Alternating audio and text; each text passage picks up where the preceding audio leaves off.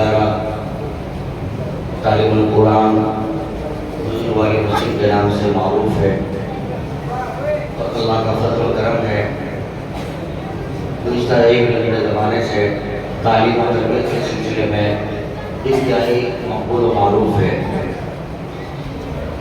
اور اس کی وجوہات بھی ہیں، اس لیے کہ گزشتہ وقت میں عالم وقت حضرت الحاج مولانا محمد کامل صاحب رحمہ اللہ اس کی سرپرستی فرماتے رہے اور خلوت و جلوت میں مستقل دعائیں مانگتے رہے۔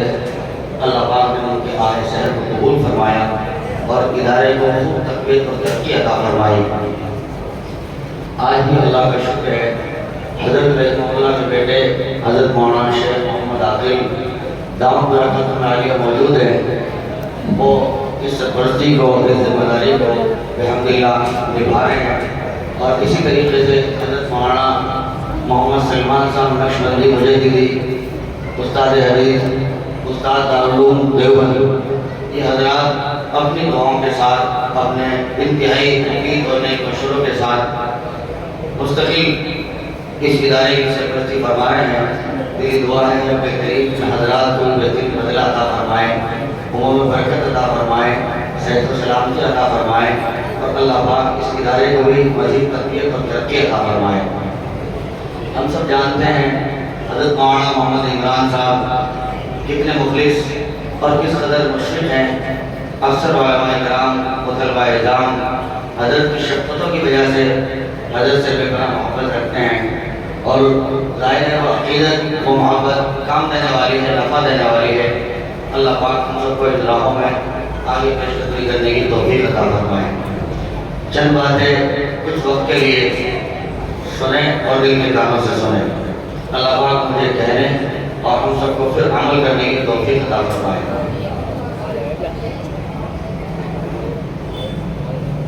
الحمدللہ والصلاة علی نبیہ اما بعد، فاعوذ باللہ من الشیطان الرجیم، بسم اللہ الرحمن الرحیم۔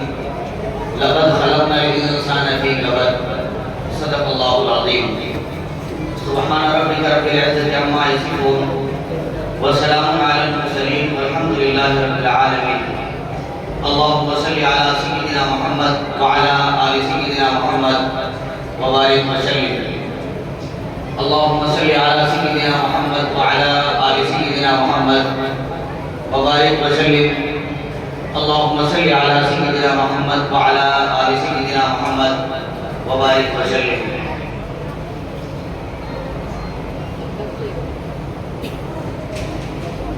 انسان کو اللہ رب العزت نے محنت و مشقت کے لیے پیدا کیا ہے، یہی وجہ ہے انسان محنتوں کا عادی ہے، مشقتوں کا خوگر ہے، اور خوشیوں کے ساتھ ہر دن محنت کو برداشت کرتا ہے اور محنت میں آگے بڑھتا ہے۔ بلکہ اس زمانے میں، اس دور میں تو باضابطہ یہ بات کھل کر سامنے آ رہی ہے، اگر بندہ محنت نہ کرے، محنت کے امور نہ کرے، محنت کے کام نہ کرے، تو کئی مرتبہ بدن اس کا بھاری ہو جاتا ہے، مشکل بن جاتا ہے، اور طرح طرح کے امراض اسے گھیر لیتے ہیں۔ کئی شوگر آ جاتی ہے، کئی ہڈی جیسے امراض آ جاتے ہیں، کئی کولیسٹرول بڑھ جاتا ہے۔ اس سے بھی پتہ لگتا ہے کہ محنت انسان کا ایک جز ہے، چنانچہ محنت کا آدمی کو عادی رہنا چاہیے۔ محنت کی برکت سے انسان چلتا ہے، آگے بڑھتا ہے۔ بڑوں کو دیکھا، بڑے بوڑھوں کو دیکھا، محنت کے ساتھ کام کرتے ہیں، مشین چلاتے ہیں، کئی مرتبہ گھر کھولتے ہیں، دوسرے کام انجام دیتے ہیں۔ ان کے آل و اولاد کہتی بھی ہے، ہم آپ کو کہتے ہیں کہ آپ بیٹھ جاؤ، عمر بڑی ہو گئی ہے، آپ نفلیں پڑھیں، آپ تہجد پڑھیں، ذکر و اذکار کریں، کیوں اتنی محنت کرتے ہیں آپ؟ فرمایا بیٹا میں محنت کرتا ہوں تو اس کے سارے کچھ چل پھر رہا ہوں، اگر ہاتھ پہ ہاتھ دھر کے بیٹھ گیا تو پھر کسی قابل نہیں رہے گا۔ تو پتہ ہے کہ انسان محنتوں کا عادی ہے، محنتوں میں چلنے کا عادی ہے، تو یہ بھی اللہ پاک کا ایک انعام ہے، یہ بھی اللہ پاک کا ایک انعام ہے۔ لیکن انسان کو وقت کی ایک ترتیب مرتب کر لینی چاہیے، وقت کی ایک ترتیب مرتب کر لینی چاہیے۔ جو لوگ وقت کی ترتیب کو مرتب کر لیتے ہیں وہ کامیاب ہوتے ہیں، اللہ پاک ان سے کام لیتے ہیں، ان کی صحت و سلامتی بھی باقی رہتی ہے، اور اللہ پاک انہیں اعمال میں کھڑا ہونے کی توفیق بھی عطا فرماتے ہیں۔ میرے بھائیوں، میری آپ کی زندگی یہ انتہائی مختصر و محدود ہے۔ ہماری زندگی کے دن، مہینے، سال یہ سب کے سب گنے ہوئے ہیں۔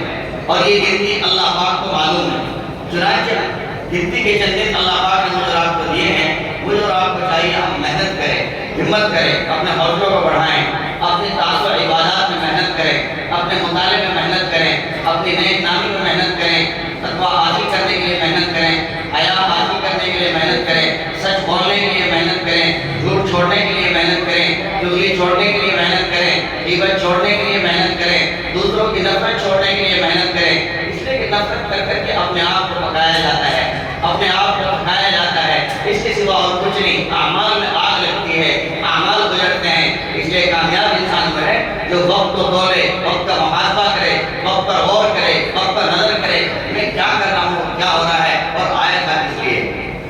کہا جاتا ہے کہ انسان کی زندگی برف کے مانند ہے، برف کی سلے کے مانند۔ جیسے کوئی بندہ برف کا کام کرتا ہو، برف بیچتا ہو، پھر برف کھانے میں گیا، وہاں سے برف خرید کے لایا، اسے اپنی دکان اور ٹھیلے پہ سجایا، اور پھر کہتا ہے اے لوگوں ترس کھاؤ اس شخص کے اوپر، اے لوگوں ترس کھاؤ اس شخص کے اوپر جس کا سرمایہ، جس کا مال ہر گھڑی پگھل رہا ہے، ہر گھڑی گھل رہا ہے۔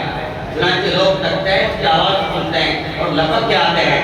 واہ کیسی پیاری آواز دے رہے ہیں آپ، برف خریدنے کا دل تو تھا نہیں، لیکن آپ نے آواز اتنی پیاری دی کہ دل چاہتا ہے کہ آپ سے ضرور کچھ نہ کچھ خرید لیں۔ چنانچہ ایک بار وہ صدا پھر سناؤ، وہ پھر کہتا ہے اے لوگوں ترس کھاؤ اس شخص کے اوپر جس کا سرمایہ، جس کی پونجی ہر گھڑی کھل رہی اور پگھل رہی ہے۔ چنانچہ وہ عقل مند انسان